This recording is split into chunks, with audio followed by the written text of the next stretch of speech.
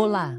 Bem-vinda ao segundo capítulo do livro Como Deus Pode e Vai Restaurar o Seu Casamento, escrito por Erin Thiele. Neste capítulo, mergulharemos na poderosa palavra de Deus, como o oleiro, e nós, como o barro em suas mãos. Aprenda como Ele molda, refina e transforma nossas vidas e relacionamentos. Assim como o oleiro trabalha com paciência, moldando o vaso à perfeição, Deus está trabalhando em seu casamento e em seu coração. Confie no processo e entregue tudo nas mãos dele. Aperte o play e prepare-se para ser tocada pela mensagem de esperança e restauração. Não se esqueça de acompanhar o próximo capítulo, onde continuaremos essa jornada de cura e renovação. Capítulo 2 O oleiro e o barro.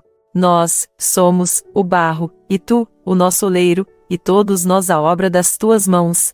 Isaías, capítulo 64, versículo 8. Quando estamos passando por uma crise em nosso casamento, é muito fácil focar no que nossos maridos estão fazendo conosco. Enquanto você fizer isso, irá apenas debater-se e nunca alcançar a vitória. Nós aprenderemos que nossos maridos não são o nosso inimigo no capítulo 8, Ganhe sem palavras.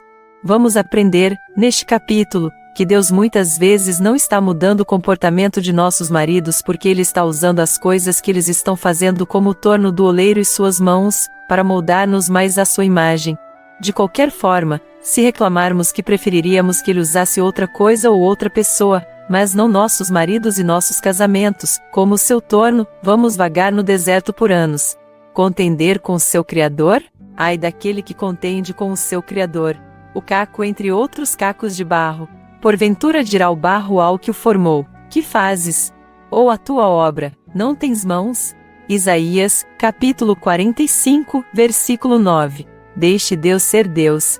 Ao invés de reclamar sobre como ou a quem Ele usa para provocar-nos a finalmente buscarmos a Deus para transformar-nos, louve-o por sua fidelidade. Ele está determinado a transformá-la em um lindo vaso, pronto para o seu uso. Mas você não o entende. Muitas mulheres me dizem, quando tento confortá-las ou encorajá-las, que eu simplesmente não compreendo. De muitas formas, eu compreendo, embora estejam certas de que ninguém, exceto Jesus, realmente compreende. Como se o oleiro fosse igual ao barro, e a obra dissesse do seu artífice: não me fê, e o vaso formado dissesse do seu oleiro: nada sabe. Isaías, capítulo 29, versículo 16. Fale com ele acerca de sua situação e permita que ele lhe dê paz. Ele sabe o que é melhor para você, então trabalhe com ele. Você está em suas mãos. Eis que, como barro na mão do oleiro, assim sois vós na minha mão. Jeremias capítulo 18 e versículo 6. Não é reconfortante saber que você está nas mãos de Deus? Embora seu marido possa dizer a você que ele não se importa ou tratá-la como se não se importasse, o seu Deus se importa. De quem mais você precisa? A verdade é que seu marido se importa. Meu marido, Dan, compartilha no vídeo número 4 a verdade sobre o que seu marido está realmente pensando e sentindo. A prescrição de Deus. Deus tem uma prescrição para curar uma nação ou uma família. Ele diz: e se o meu povo, que se chama pelo meu nome, se humilhar, e orar, e buscar a minha face e se converter dos seus maus caminhos, então eu ouvirei dos céus e perdoarei os seus pecados e sararei a sua terra. 2 Crônicas capítulo 7 versículo 14. Deus disse que se nós nos humilharmos, se orarmos, se buscarmos sua face, e não a sua mão, e nos convertermos de nossos maus caminhos, então Ele irá ouvir-nos, perdoar-nos e sarar-nos. Ao invés disso, andamos a segundo o conselho dos ímpios. Salmos capítulo 1 e versículo 1, confiamos no homem. Jeremias capítulo 17 versículo 5, e agora sofremos as consequências. Cura superficial. E curam a ferida da filha de meu povo levianamente. Jeremias capítulo 8 e versículo 11. E curam superficialmente a ferida da filha do meu povo, dizendo: paz, paz, quando não há paz. Jeremias capítulo 6 e versículo 14. Ao invés disso, devemos morrer para nós mesmas. E Ele morreu por todos, para que os que vivem, não vivam mais para si, mas para aquele que por eles morreu e ressuscitou. 2 Coríntios capítulo 5 e versículo 15. Somente os humildes. Humilhe-se. Pessoas determinadas e arrogantes compreendem a palavra de Deus sem o Espírito, mas para conhecermos a mente de Deus, necessitamos de humildade. A humildade será testada. O Senhor, Teu Deus te guiou no deserto estes 40 anos, para te humilhar e te provar, para saber o que estava no teu coração, se guardarias os seus mandamentos ou não. Deuteronômio, capítulo 8, versículo 2. A humildade irá salvá-la. Quando te abaterem, então tu dirás, haja exaltação, e Deus salvará a humilde. Jó, capítulo 22, versículo 29. A humildade fortalecerá seu coração. Senhor, tu ouviste os desejos dos mansos, confortarás os seus corações, os teus ouvidos estarão abertos para eles. Salmos, capítulo 10, versículo 17. Somente os humildes serão exaltados, depois dos tronos dos poderosos elevou os humildes. Lucas, capítulo 1, versículo 52. Somente os humildes receberão a graça que necessitam, antes, ele dá maior graça. Portanto, diz, Deus resiste aos soberbos, mas dá graça aos humildes. Humilhai-vos perante o Senhor e ele vos exaltará. Tiago, capítulo 4, versículos 6 e 10. A humildade é enraizada no espírito, e, finalmente, sede todos harmoniosos, compassivos, fraternais, bondosos e humildes no espírito. 1 Pedro, capítulo 3, versículo 8. Sua falsa humildade será manifesta em sua atitude autoconfiante. Arrogância espiritual. Quase a metade dos que vêm ao nosso ministério, procurando ajuda para a restauração de seus casamentos, exibem arrogância espiritual e autoconfiança. Isso é o que chamo de espírito farisaico. Mulheres, isso é tão perigoso. Isso impedirá a Deus de mover seu casamento em direção à restauração e é o que está realmente dirigindo seu marido para longe. Deus mostrou-me, em sua palavra, que Jesus foi duro, crítico e opôs-se a somente um grupo de indivíduos, os fariseus. E eu fui um deles. Existem muitas mulheres cristãs que fingem ser espirituais no exterior, mas são imundas em seu interior. Existem tantas mulheres que olham para os pecados de seus maridos, embora sejam negligentes para enxergar a trave em seus próprios olhos. Mulheres, esta fui eu. Eu via meu marido e o seu pecado de adultério. Entretanto, ninguém podia ver minha controvérsia, minha falsidade ou minha arrogância espiritual. Os outros viam, e eu mesma via, a mim como a pobre vítima que foi abandonada e traída. Mas eu, em minha justiça própria, estava desejando perdoar. Era eu quem estava desesperadamente tentando manter unida nossa família falida. Era eu quem estava esperando, de braços abertos, para perdoar meu marido, o pecador, quando ele voltasse aos seus sentidos, arrependendo-se e voltando para casa vindo do exílio. Escriba, fariseu, sepulcro caiado. Se você pode identificar-se com esta mentalidade pecadora e orgulhosa, se está você, vou implorar que curve-se sobre seu rosto diante de Deus e peça a Ele para purificá-la desta atitude, que não só inibirá a restauração, como também colocará você em oposição a um relacionamento sincero e íntimo com Deus. Ore. Comece orando o Salmo 51, capítulo 2 ao 4. Lava-me completamente da minha iniquidade e purifica-me do meu pecado. Porque eu conheço as minhas transgressões e o meu pecado está sempre diante de mim. Contra ti somente pequei, e fiz o que é mal à tua vista, para que sejas justificado quando falares e puro quando julgares. Há muito mais sobre oração nos últimos 2 capítulos deste livro. Busque a sua face. E se o meu povo, que se chama pelo meu nome, se humilhar e orar e buscar a minha face? Capítulo 7, versículo 13 de 2 Crônicas. Buscai ao Senhor e a sua força, buscai a sua face continuamente. Capítulo 16 e versículo 11 de 1 Crônicas. Busquem a minha face, e estando eles angustiados, de madrugada me buscarão. Capítulo 5 e versículo 15 de Oséias. Eles estavam radiantes. Olharam para ele e foram iluminados, e os seus rostos não ficaram confundidos. Salmo 34, versículo 5. Busque a sua face. Tantos buscam a sua mão, o que ele pode fazer por mim, mas aqueles que buscam a face de Deus herdarão todas as coisas. Converta-se de seus caminhos maus. E se o meu povo, que se chama pelo meu nome, se humilhar e orar e buscar a minha face e se converter dos seus maus caminhos? Capítulo 7, versículo 13 de 2 Crônicas. As Escrituras não são somente para a mente, são para o coração e para a vontade.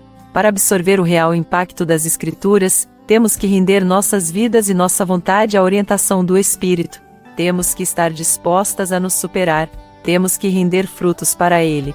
Obedecer é melhor que sacrificar. Eis que o obedecer é melhor do que o sacrificar e o atender melhor é do que a gordura de carneiros. Porque a rebelião é como o pecado de feitiçaria e o porfiar é como iniquidade e idolatria. Capítulo 15, versículo 22 de 1 Samuel. Você sabe a coisa certa a fazer, apesar disto você não a faz? Obedeça. Aquele, pois, que sabe fazer o bem e não o faz, comete pecado. Capítulo 4 e versículo 17 de Tiago. Ande no Espírito. Estar cheia do Espírito Santo permitirá que você ande no Espírito, não no pecado ou desejos carnais. Peça a Deus para enchê-la com seu Santo Espírito agora mesmo. E porei dentro de vós o meu Espírito e farei que andeis nos meus estatutos, e guardeis os meus juízos e os observeis. Capítulo 36 e versículo 27. Digo, porém, andai em Espírito e não cumprireis a concupiscência da carne. Capítulo 5 e versículo 16. Ore. E se o meu povo, que se chama pelo meu nome, se humilhar e orar. Capítulo 7, versículo 13. No curso de encorajamento do Ministério Restaurar, todas as mulheres cujos maridos estão com outras mulheres oraram para que os úteros delas fossem fechados. Todos foram fechados, menos um. Deus usou esta criança como a ferramenta para consertar esta família. Nós sempre podemos confiar em Deus para fazer com que qualquer coisa se transforme para nosso bem. Se sabemos que todas as coisas contribuem juntamente para o bem daqueles que amam a Deus, daqueles que são chamados segundo o seu propósito. Capítulo 8 e versículo 28. Qual é a condição necessária para ser ouvida? Adequar seus desejos à sua vontade. A promessa de Jesus é baseada nesta condição. Se vós estiverdes em mim e as minhas palavras estiverem em vós, pedireis tudo o que quiserdes e vos será feito. Capítulo 15 versículo 7. Quando seu coração descansa em Jesus, somente sua vontade é centrada na vontade dele, você está realmente fazendo dele seu Senhor, e saber a sua vontade é saber a sua palavra. É a sua vontade que seu casamento seja curado. Ele odeia o divórcio, e nós devemos ser reconciliados, porém, ele tem condições. A condição para toda a bênção. Cada promessa dada por Deus tem uma condição para aquela bênção. Muitos clamarão uma parte das Escrituras, embora omitam as condições ou façam vista grossa a elas. Condição: crê no Senhor Jesus Cristo. Promessa: e serás salvo. Atos 16 e 31. Condição: deleita-te também no Senhor. Promessa: e te concederá os desejos do teu coração. Salmos 37 e 4. Condição: educa a criança no caminho em que deve andar. Promessa: e até quando envelhecer não se desviará dele. Provérbios 22 e 6. Condição: primeira, daqueles que amam a Deus. Segunda, daqueles que são chamados segundo o seu propósito. Promessa: e sabemos que todas as coisas contribuem juntamente para o bem. Romanos 8 e 28. Suas lágrimas são preciosas para ele. Para quem choramos? Os homens parecem detestar nossas lágrimas. É porque eles não sabem o que fazer quando uma mulher chora ou porque a mulher tem usado as lágrimas para manipulá-lo tantas vezes que ele mantém-se à distância? O fato de que Deus é um Deus ciumento e de que estas lágrimas pertencem a Ele pode ser, às vezes, a razão para a indiferença de nossos maridos às nossas lágrimas. Então clamarás e o Senhor te responderá, gritarás e Ele dirá, eis-me aqui, o Isaías 58 e 9. Não cesses de clamar ao Senhor nosso Deus por nós. 1 Samuel 7:8. Esta vitória pode demorar mais a ser manifestada na carne. Esperamos pelas coisas que não se veem. Isto precisará da nossa fé em Deus. Clame a Ele somente, não a seu marido. Somente Deus tem poder para transformar sua situação. Minhas lágrimas. Já estou cansado do meu gemido. Toda noite faço nadar a minha cama. Molho meu leito com as minhas lágrimas. Salmos capítulo 6 e versículo 6. As minhas lágrimas servem-me de mantimento de dia e de noite. Salmos capítulo 42 e versículo 3. Põe as minhas lágrimas no teu odre. Não estão elas no teu livro? Salmos capítulo 56 e versículo 8. Os que semeiam em lágrimas cegarão com alegria. Salmos capítulo 126 e versículo 5. Ainda assim, agora mesmo diz o Senhor, convertei-vos a mim de todo o vosso coração, e isso com jejuns e com choro e com pranto. Joel capítulo 2 e versículo 12. Para achar maior comunhão e intimidade com o Senhor, visite nosso website na primeira hora da manhã para ler nosso devocional diário, que é escrito especialmente para aquelas que estão com problemas no casamento. Lágrimas, choro e gemidos. você deve encontrar e escrever passagens das Escrituras que irão ajudá-la a entender a sinceridade de coração necessária quando clamamos a Deus, especialmente pela salvação de nossos maridos ou por um casamento quebrado ou problemático. Enquanto você as lê, marque aquelas que mexem com seu coração e memorize-as durante seu período de oração, de joelhos, diante de Deus. Nós fomos convocadas a orar, a clamar a Deus. Compromisso pessoal. Baseada no que aprendi da palavra de Deus, comprometo-me a permitir que Deus me transforme através de quaisquer meios ou pessoas que Ele escolher. Vou focalizar minha atenção em transformar a mim mesma ao invés de ao meu marido ou aos outros ao meu redor. Neste capítulo, fomos lembradas de que, assim como o oleiro molda o barro, Deus está moldando nossas vidas e nossos casamentos, nos preparando para algo maior. Confie no processo, por mais difícil que pareça. Deus está trabalhando em cada detalhe, em nosso favor. Se este vídeo tocou seu coração, não se esqueça de se inscrever no canal, deixar o seu like e compartilhar com alguém que precise ouvir esta mensagem de restauração. Juntas, podemos levar esperança e transformação a muitas vidas. Não perca o próximo capítulo, onde mergulharemos ainda mais profundamente nas lições poderosas que Deus tem para nos ensinar sobre restauração e fé. Vamos seguir juntas nessa jornada.